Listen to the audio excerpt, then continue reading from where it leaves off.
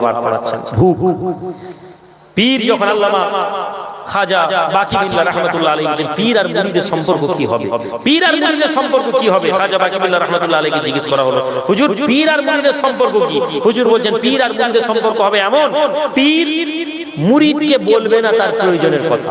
সুবহানাল্লাহ বলুন। আমি তো বলার পরে আমার মুরিদ আমার কথা শুনে মুরিদকে বলে বলে আমার জান খারাপ হয়ে যাচ্ছে, বাবা দে রে হুজুর চাপ চাপ।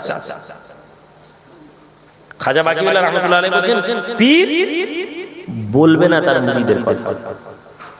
আর মুরিদ কি হবে? হাক্কানি পীরের পরিচয় বলছেন। আর মুরিদ পীরের প্রয়োজনের পূর্বে তার মুরিদ তার পীরের প্রয়োজনটা মিটিয়ে দিবে। জোরে বলুন সুবহানাল্লাহ। দুটোর কোনোটাই আজ আমাদের সমাজ অবস্থা নেই। না তো পীর তার মুরিদকে কিছু বলে না, আর মুরিদ পীরের প্রয়োজনীয়তা মুরিদ বুঝে। এরকম মুরিদ 1000-এ একটা আছে কিনা সন্দেহ। কেন ভাই?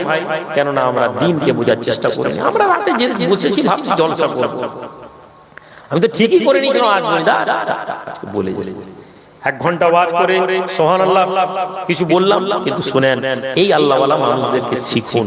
মুরিদ চলে যাচ্ছে, ছাত্র হাক্কানি হাক্কানি উস্তাদ, ছাত্র বেরিয়ে চলে গেল। হুজুর পড়াচ্ছেন, কিছুক্ষণ পরে ছেলেরা আবার সামনের দিকে খানা নিয়ে এসে রেখে দিয়েছে। হুজুর খানা খান। কি ব্যাপার? আল্লাহর বান্দা ছাত্ররা বলতে লাগলো, হুজুর আপনি বলেছিলেন হাদিয়া হচ্ছে এমন জিনিস হবে যা আপনার অন্তরে আশা করবে না। হুজুর আমরা খাবারগুলো নিয়ে বেরিয়ে গিয়ে চলে গিয়েছিলাম, আপনি কি ভেবেছিলেন আমরা খাবার আনবো? হুজুর বলেন না আমি ভাবিনি। হুজুর আমরা আবার যখন খাবার নিয়ে এসেছি, এই খাবারটা আপনার জন্য হাদিয়া। জোরে বলা যাবে না? হাদিয়া সবার নেওয়া যায় না। হে যুবক, হাদিয়া সবার নেওয়া যায় না। আমরা তো হাদিয়ার নামে চাঁদা তুলি, হাদিয়ার নামে টাকা তুলি। ইমাম আহমদ ইবনে হাম্বল রাহমাতুল্লাহ আলাইহি, আমি আসছিলাম বসে পড়ছিলাম তার জীবনী একটা আনিয়েছি। ইমাম আহমদ ইবনে হাম্বল একজন আল্লাহওয়ালা মানুষ ছিলেন, 4 ইমামের এক ইমাম। বসে আছে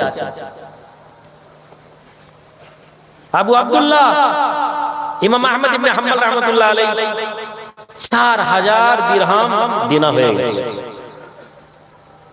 মাঝে মাঝে আমি দেনা যখন আমাকে ভাবায়, আমার আব্বা আমাকে চিল্লাল, তুমি এত টাকা দেনা করে ফেলেছো, এত টাকা দেনা।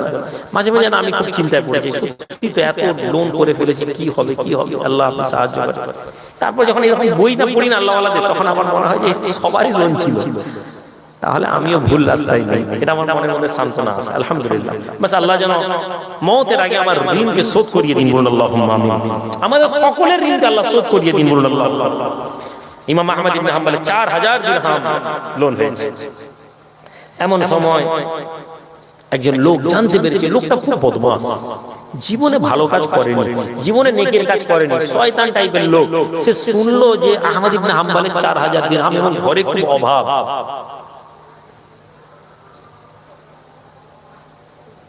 ঘরে খুব অভাব আহমদ ইবনে হাম্বলের।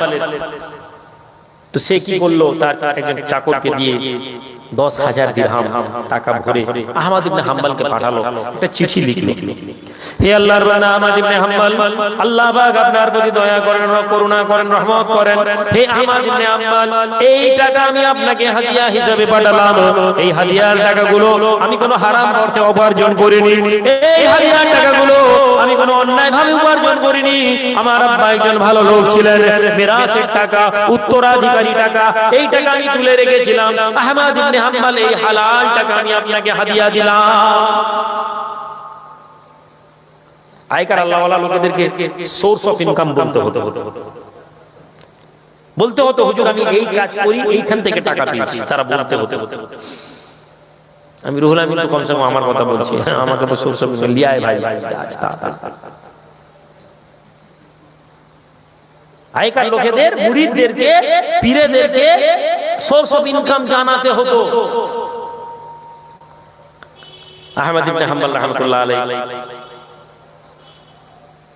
এমন সময় তার ছেলে এসে চিঠিটা পড়েছিল, চিঠিটা দেখেছে, দেখে বলছে আব্বা এটা কি?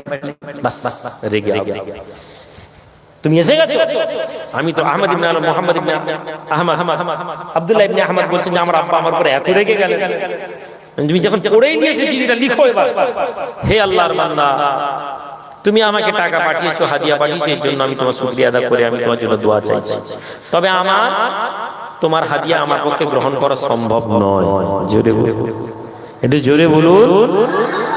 আমাদের অভাব না থাকলেও আমরা হাত পাতলা। তকদির বদলাতে চাইছেন না? ওয়াজের মজলিসে বসেছেন, তকদির বদলাতে চাইছেন তো? তকদির বদলানোর জন্য তকদির বদলানোর মানসিকতা নিয়ে আসা। হাত পাতবো আর বলবো আল্লাহ তুমি তকদির বদলে দাও, এটা হয় না।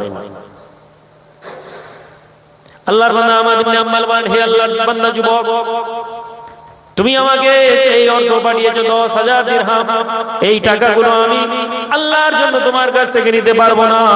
আর জেনে নাও যে আমার পাওনাদার সে বড় ভালো মানুষ, যে আমার কাছে টাকা পাবে সে খুব ভালো লোক, সে আমার কাছে চাপ দেয়নি, আমার পাওনার জন্য টাকা চাইনি।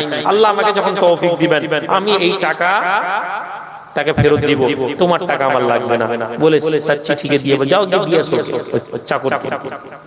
ও চাকরটা বলছে, হুজুর আপনার আব্বা যদি টাকাটা নিয়ে দাজলা নদীতে ফেলেও দিতেন, লোকটা নেকি হতো। এই লোককে জীবনে কোনোদিন ভালো কাজ করতে দেখিনি, এই প্রথম ভালো কাজ করতে দেখেছিলাম, কিন্তু আল্লাহ কাজটা নিল না।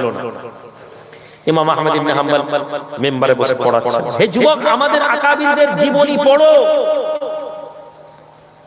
আমাদের আল্লাহওয়ালা মানুষদের জিন্দেগিকে অনুসরণ করো, তকদির বদলে যাবে। তুমি কোনোদিন বুদ্ধি খাটিয়ে টাকা কামাতে পারো না, তুমি কখনো ব্রেন লাগিয়ে মেহনত করে টাকা ইনকাম করতে পারো না, কেননা টাকা ইনকাম করার জন্য যেখান থেকে অর্ডার আসবে সেটা হচ্ছে আসমান। আসমানের মালিককে রাজি করো, দুনিয়ার মানুষকে, দুনিয়ার কাজকে যত সময় দাও তার থেকে এক সিকি যদি তুমি সময় তোমার মাবুদকে দাও, তোমার মাবুদ এই দুনিয়া এবং আখিরাত আলোকিত করে দেবেন। একজন ছেলে পড়াচ্ছে, ছেলে এসে বাইরে চুপচাপ দাঁড়িয়ে আছে। কি বাবা? আমি আহমদ ইবনে হাম্বলের সাথে দেখা করতে এসেছি, দূরে বাড়ি। কেন?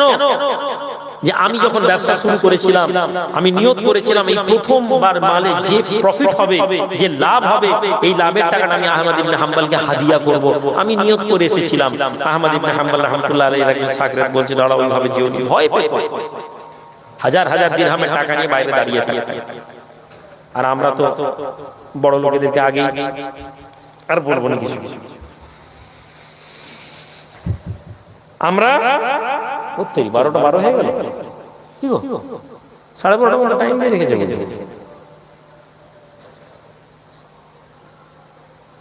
কালেকশন হবে নাকি?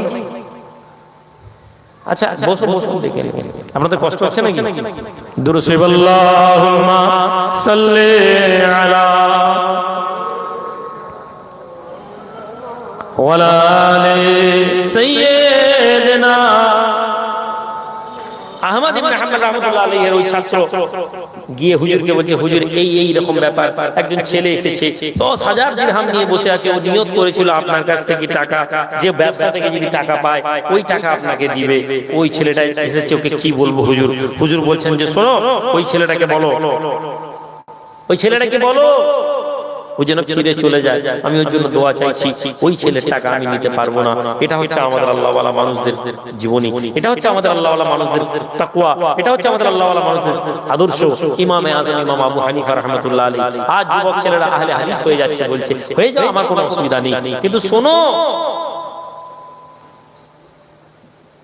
তুমি আহলে হাদিস হও আর তুমি তাবলীগ হও, বেরেলি হও, ফুরফুরা হও, আজানগাজি হও, তোমার জীবনে যদি তাকওয়া না থাকে, তোমার জীবনে যদি আল্লাহ ওয়ালাদের সোহবত না থাকে, তো তোমার জীবন কিছু নেই।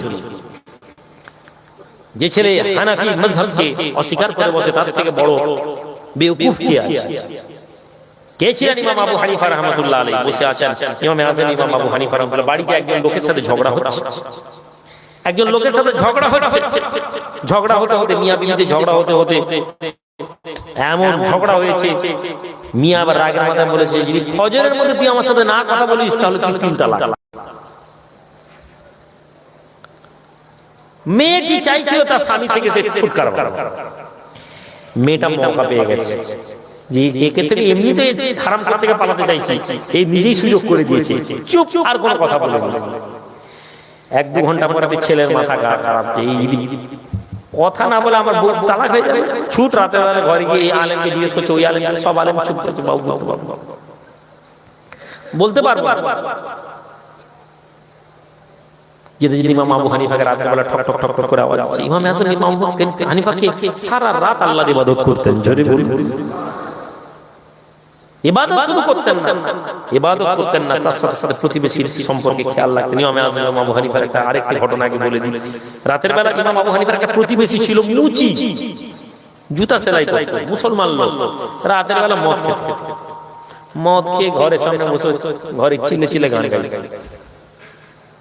আজকের দিনে মাতাল্লা গান গায় এরকম নয়, 1300 বছর আগে 1200 বছর আগে একই কেস ছিল। ইমাম আজম ইমাম হানিফা কোনোদিন ওই লোকটাকে বিরক্ত করতেন। আমার বাড়ির সামনে যদি হতো, এই লোকটা এই কানে গলা থাপ্পড় আপড়, আমি রাতে তাহাজ্জুদে নামাজ পড়ছি আর এখানে গান গাচ্ছি। আমাদের মতন যারা লোক, আমরা যাদেরকে হুজুর মনে করি, আমরা যাদেরকে পীর সাহেব মনে করি, তাদের আদর্শ, তাদের কথাবার্তা, হ্যাঁ মানুষ কখনো কখনো রাগ এসে যায়, কিন্তু তাদের আখলাক আর হাক্কানি আল্লাহওয়ালা মানুষ, হাক্কানি পীর, হাক্কানি ইমামদের আদর্শ বলছি। আমি আসলে কোনোদিন ওই মুচির বাড়িতে কিছু বলতেন না, ওই কিছু বলতেন না। একদিন রাতের বেলা পড়ছেন, পড়তে পড়তে পড়তে পড়তে হঠাৎ তার মনে হলো যে মুচিটা তো আজকে গান গাই না। সুবহানাল্লাহ, কত ছোট সূক্ষ্ম জিনিসের প্রতি খেয়াল, কত সূক্ষ্ম জিনিসের প্রতি নজর। তিনি বলছেন আরে আজকে মুচিটা তো গান গাই না। লোক পাঠাতে পারতেন। ইমাম আজম কোটিপতি লোক ছিলেন, জামানার বড় লোক ছিলেন, বড় লোক হওয়া দোষের না। ইমামের আজমের এক একটা শিপমেন্ট চলতো, এক মাসে 13টা জাহাজ বাগদাদ থেকে বেরোতো গোটা পৃথিবীতে, জোরে বলুন সুবহানাল্লাহ। 13টা জাহাজ একটা লোকের বেরোচ্ছে, ব্যবসায়ী। আর আমাদের হুজুররা যদি ব্যবসা করে, আমরা কি হুজুররা ব্যবসা করবে?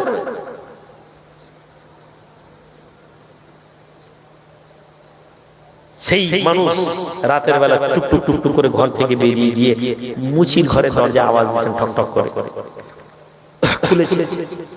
মুচির ঘরের লোক ভয় খেয়ে গেছে। ইমাম আজম আমাদের বাড়িতে, এমনি মুচি মানে ছোট জাত, নিচু জাত লোকেরা যেমন করে, ইসলামে নেই, কিন্তু সমাজের একটা সিস্টেম হয়ে এসেছিল তখন থেকে। হুজুর আপনি? হ্যাঁ আমি এসেছি। আচ্ছা তোমাদের বাড়িতে একটা লোক প্রতিদিন রাতের বেলা গান চিল্লে চিল্লে গান গাইতো, ওই লোকটা কোথায় নেই? লোকটা তখন বলছে হুজুর বেয়াদবি, ও আর চিল্লাবে না, ও আর বিরক্ত করবে না। কেন, কি হয়েছে? হুজুর এই লোকটি এত বিরক্ত করতো, মদ খায়, আমরা অতিষ্ঠ হয়ে পুলিশকে খবর দিয়েছি, পুলিশ রাত্রেবেলা এসে তুলে নিয়ে চলে গেছে। ভালো কাজ না খারাপ কাজ? এই বলুন, ভালো কাজ না খারাপ কাজ? মদখোরকে টেনে পুলিশ নিয়ে চলে গেছে, ভালো না খারাপ? ইসলামী দেশ, ভালো কাজ। আমরা এটাই শিখেছি। চার ইমামের এক ইমাম ইমাম আবু হানিফা রাহমাতুল্লাহ আলাইহি রাতের বেলা বাগদাদের শহরে তার বাড়ি থেকে হাঁটতে হাঁটতে হাঁটতে হাঁটতে এক কোস দূরের মধ্যে জেলের মধ্যে গিয়ে পৌঁছে গিয়েছেন। দরজার সামনে জেলারকে আওয়াজ দেন, জেলারের নাম ধরে ডাক দেন। এমন সময় জেলার ঘর খবর যায়,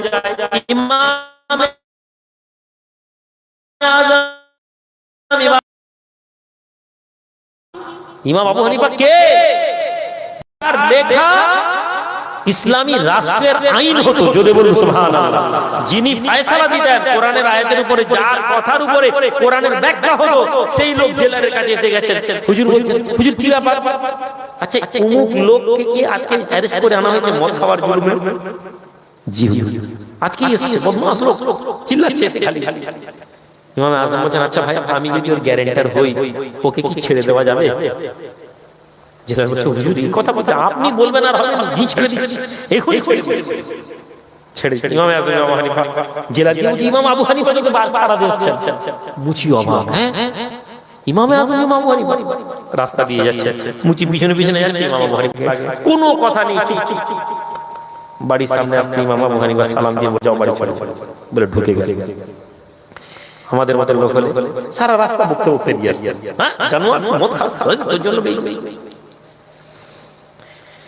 পরের দিন আবার ইমাম আজম নামাজে দাঁড়িয়ে গেছেন, নামাজ পড়ছেন, রাত হয়ে গেছে। কি ব্যাপার আজকেও তো আবার ওর গলার আওয়াজ আবার ঘর থেকে বেরিয়ে গেছে, গিয়ে দরজার আওয়াজ দিয়েছেন, মুচি দরজা খুলেছে। কি গো তুমি আজকে গান গাও না? লজ্জা পেয়েছে। ওই চার ইমামের এক ইমাম ইমাম আবু হানিফা রাহমাতুল্লাহ আলাইহির কাছে মুচি যে কথা বলেছিল, হে মুসলমান ছেলেরা, আজ আজ ইসলামকে যদি আমরা এইভাবে বুঝে যাই, ওই মুচি বলতে লাগে হুজুর আমি মুচি ছিলাম, দুনিয়ার মানুষ আমার সামনে জুতা বাড়িয়ে দিত, দুনিয়ার মানুষ আমাকে কোনোদিন ভালোভাবে কথা বলেনি, আমাকে হেকারত করতো, আমার বংশ তুলে কথা বলতো, আমাকে বলতো মুচির বেটা। হুজুর এই দুনিয়ার মানুষের প্রতি আমার মনের মধ্যে বড় হিংসা এসে গিয়েছিল, দুনিয়ার লোকের প্রতি আমার ঘৃণা এসে গিয়েছিল। আমি আল্লাহকে বলতাম, আল্লাহ তুমি আমাকে এমন ভাবে তৈরি করেছো, এমন পরিবারে তৈরি করেছো, মানুষ আমাকে ঘৃণা করে, আমার কোনো মূল্য নেই। এই কথা ভেবে ভেবে আমি মদ খেয়ে নিতাম আর গান গাইতাম। কিন্তু হুজুর যখন কালকে আপনি আমাকে ছাড়াতে যান, আমার অন্তরে আল্লাহর পক্ষ থেকে কথা আসে, আল্লাহ আপনি আমাকে এত সম্মান দিয়েছেন, এত ইজ্জত দিয়েছেন, জামানার ইমাম আমাকে ছাড়ানোর জন্য এসেছেন। হুজুর যে মানুষকে জামানার ইমাম, যে মানুষের সাথে রাতের বেলা হাঁটতে দ্বিধা করেন না, যে মানুষের সাথে জামানার ইমাম সালাম দিয়ে কথা বলেন, হুজুর আর দুনিয়ার কোনো দুঃখ আমার অন্তরে না। একটু জোরে বলা যাবে না? হুজুর আমার আর কোনো অন্তরে দুঃখ নেই। ইমামে আযম চার ইমামের এক ইমাম আবু হানিফা রাহমাতুল্লাহ আলাইহি এই মানুষটির কাছে ওই মানুষ পৌঁছে গেছে। আজ তুমি বলছো হানাফি হয়ে কি হবে? হানাফি হতে হবে নাকি ইসলামের জন্য? হানাফি না হলে কি মুসলমান হবে না? আরে পাগল, হানাফি না হলে তোমার হানাফি হয়েছো, হানাফি ঘরে আল্লাহ পয়দা করেছে, এটা তুমি শুকরিয়া আদা করো। চার ইমামের এক ইমামকে অনুসরণ করো, এটার জন্য তুমি শুকরিয়া আদা করো। আমি বলছি না তুমি ইমাম না মানলে দিন থেকে ইসলাম থেকে বেরিয়ে যাবে, কিন্তু শুকরিয়া আদা করো। একটা হিন্দু একটা মুসলমান ঘরের ছেলে, একটা হিন্দু ঘরের ছেলে মুসলমানের ঘরে এই জন্য শুকরিয়া আদা করবে, আল্লাহ তাকে ইসলামের মধ্যে প্রবেশ করেছেন। মুসলমানের ঘরে আবার হানাফি হওয়ার জন্য এই জন্য শুকরিয়া করবে, আল্লাহ তাকে হানাফিদের অনুসারী করে পাঠিয়েছেন। হানাফিদের ঘরে আবার একজন ছেলে পীরপন্থী হয়ে গেলে সে শুকরিয়া আদা করবে যে সে পীরপন্থী হয়ে গেছে। আবার পীরপন্থীদের মধ্যে যদি হাক্কানি পীরের মধ্যে থেকে যারা অন্তর্ভুক্ত হয়ে আছে, তারা এই জন্য শুকরিয়া আদা করবে, আল্লাহ তাদেরকে হাক্কানি পীরদের অনুসারী করে দিয়েছে। ইমামে আযম ইমাম আবু হানিফা পীর সাহেব মানে কি কারামতি দেখানোর লোক না মিয়া? ইমামে আবু আযমের বাড়ি থেকে ঠোকা মারছে, হুজুর কি ব্যাপার, কি ব্যাপার? হুজুর আমি বড় বিপদে। কি হয়েছে? হুজুর আমার বউ আমার সাথে ঝগড়া করেছে, আমার সাথে ঘর করবে না, আমি আর আগে রাখতে বলছি ফজর না হলে তালাক দিলে 3 তালাক। কি হয়েছে? আর সে কথা বলেনি কোনো মতে, আমি তাকে ঠেলা ঠেলি করছি, মুখে সেলাই বাঁধিয়ে দিয়েছি। কি হবে? হুজুর বলছেন না তুই চলে যা, চিন্তা করো না। সুবহানাল্লাহ বলবেন। আমি মাঝে মাঝে আমাদের ছেলেদেরকে বলি, মিয়া তোমরা কি মনে করো তোমাদের জীবনে এত অন্যায় করো, তোমরা এত অপরাধ করো, তারপরে তোমাদের বেঁচে যাও, তোমাদের কি মনে হয় তোমাদের বুদ্ধির দ্বারা তোমরা বেঁচে যাও? কাজ তোমরা জানতে যে তোমাদের মাথার উপর কত বড় দোয়া কাজ করছে। যেদিন তোমরা বুঝবে সেদিন তোমাদের উপলব্ধি হবে, যেদিন মাথা থেকে দোয়া সরে যাবে। বসে বসে ফতোয়া দিতে কি যায় আসে, বসে বসে ডায়লগ বাজি করতে কি যায় আসে। বাংলা একটা কথা আছে না, সুখে থাকতে ভূতে কি লয়। আমাদের কিছু ছেলেদের অবস্থা তাই। আল্লাহ